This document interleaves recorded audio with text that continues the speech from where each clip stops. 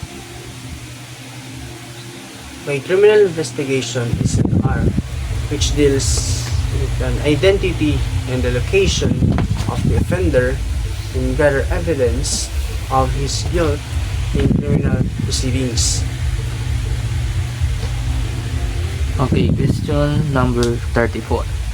Who is the investigator and what are the qualities of a good investigator?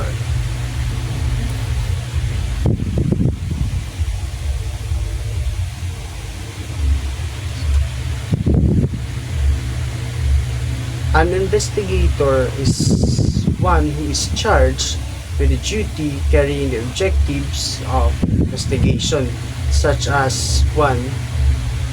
Identify the criminal, 2. Locate the offender, and number 3. Provide and gather evidence for provide and gather evidence for his guilt. Okay, question number 35. What are the qualities of a good investigator?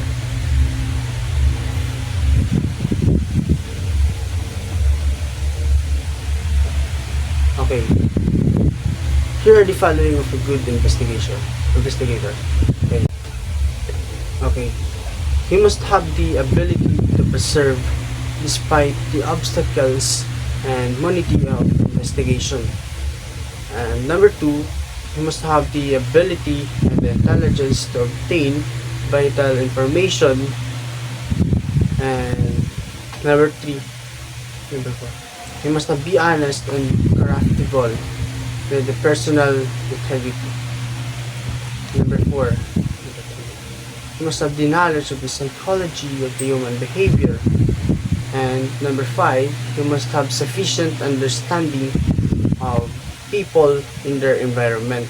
And number 6, he must have a keen power of observation and memory retention to accurately describe what he has said.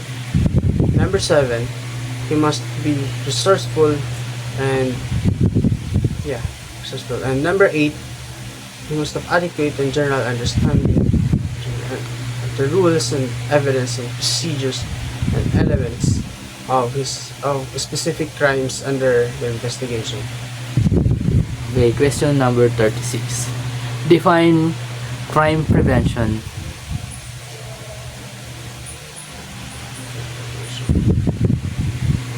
Crime prevention is simply defined as the elimination or reduction of the desire or an opportunity to commit a crime. Okay. Question number 37. Why must the police enhance its public image?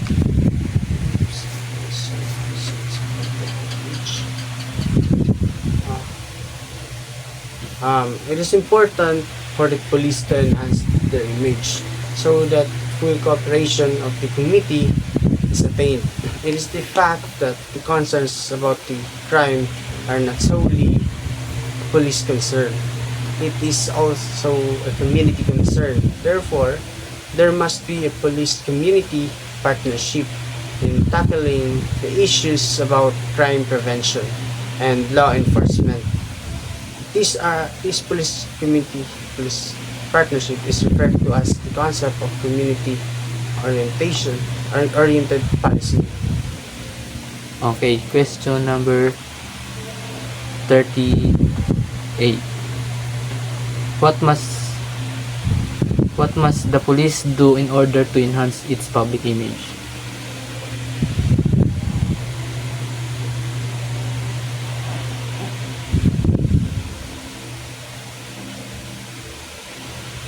Okay, so A.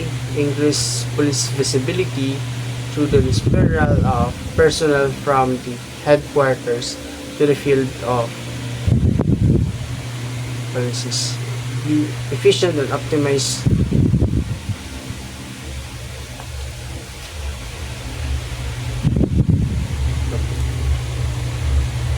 A.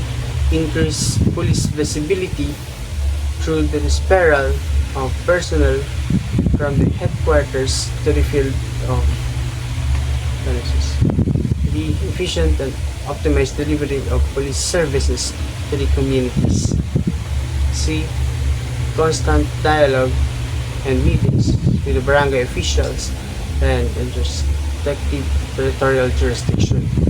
D. Community service oriented policy by the conducting seminars for the traffic aids, police aids, and the barangay tanag.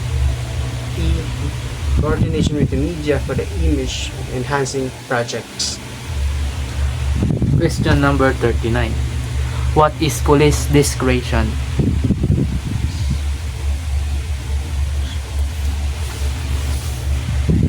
Okay, it is defined as the police officer's wise use of wisdom based on his knowledge, education, and training skill under the given situation or condition.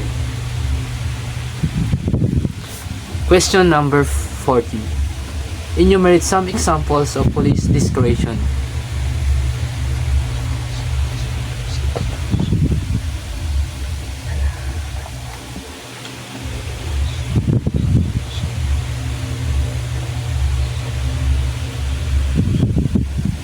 Okay. A. Whether or not to enforce a specific rule. This is referred to as the selective enforcement. And B. Whether or not to investigate. C.